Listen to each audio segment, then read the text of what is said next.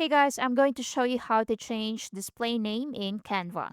So your Canva display name is the name shown on your profile, designs, comments, and when collaborating with others. You can change it at any time from your current account settings. So open Canva and sign into your Canva account. Next, click your profile picture in the bottom left corner. Now from the option, select your account. So, under your profile or your account, find your display name. Now, click Edit beside it.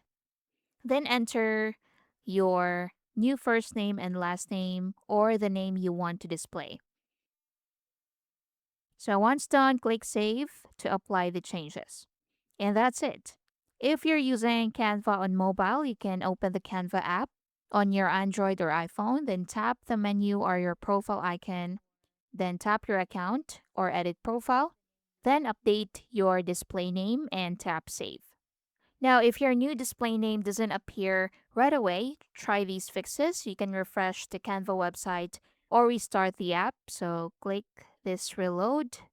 So refresh the Canva website and see if it works. You can sign out of Canva and sign back in. You can clear your browser cache or update the Canva account. Again, you can clear your browser cache or update the Canva app. Then wait a few minutes as profile changes can take a short time to sync. And that's it. Thank you for watching.